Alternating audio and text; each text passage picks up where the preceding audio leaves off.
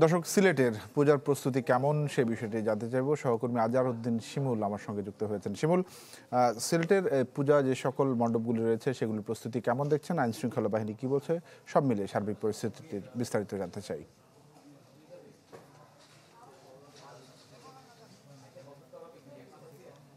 তানভীর, পুজোর একেবারে শেষ মুহূর্তের প্রস্তুতি কিন্তু চলছে। আমরা এই মুহূর্তে রয়েছি নগরীর দাঁড়িয়াপাড়া এলাকায় এবং এখানে একটি মণ্ডপের কিন্তু কাজ চলছে। যারা কারিগররা রয়েছেন তারা জানিয়েছেন যে তারা ভোর থেকে আসলে কাজ শুরু করেন এবং তা মধ্যরাত পর্যন্ত চলে।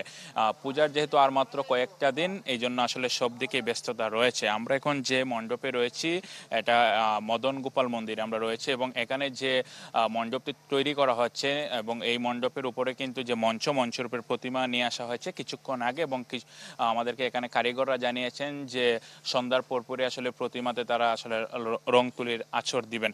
আইন শৃঙ্খলার পরিস্থিতি যেটা জানতে চেয়েছেন, সিলেটে কিন্তু পূজার আগ থেকেই কিন্তু জেলা প্রশাসন, পুলিশ প্রশাসন কিন্তু যারা পূজা কমিটির সদস্যরা রয়েছেন তাদের সাথে বৈঠক করেছেন এবং তারা বলছেন সব ধরনের নিরাপত্তা তারা আসলে ব্যবস্থা করবেন। এই মুহূর্তে নিশ্চয়ই দেখছেন যে এখানেও আমরা দেখছি যে আইন শৃঙ্খলা বাহিনীর সদস্যরা কিন্তু যারা কাজ করছেন তাদের পাশেই কিন্তু আসলে তারা বসে রয়েছেন।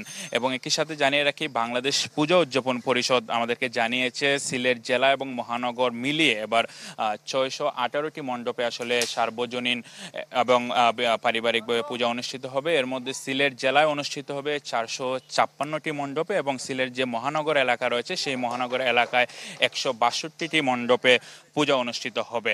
এবং আরও কিছু তথ্য জানিয়ে রাখি, যেহেতু সিলেট জেলার অধিকাংশ উপজেলায় কিন্তু সীমান্তবর্তী এলাকা, যেসব সীমান্তবর্তী এলাকায় পূজা মণ্ডপে পূজা অনুষ্ঠিত হবে সেই সব এলাকায় পুলিশের পাশাপাশি কিন্তু বিজিবি সদস্যরা কিন্তু ইতিমধ্যে টহল বাড়িয়েছেন এবং প্রত্যেকটি মণ্ডপে আসলে বিজিবি সদস্যদের আমরা উপস্থিতি দেখেছি।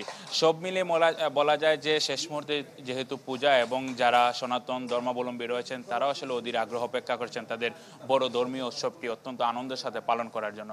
তো তানভীর, ধন্যবাদ আপনাকে আমাদের সঙ্গে যুক্ত হবার জন্য। আজহারউদ্দিন শিমুল জানাচ্ছিলেন সিলেট থেকে।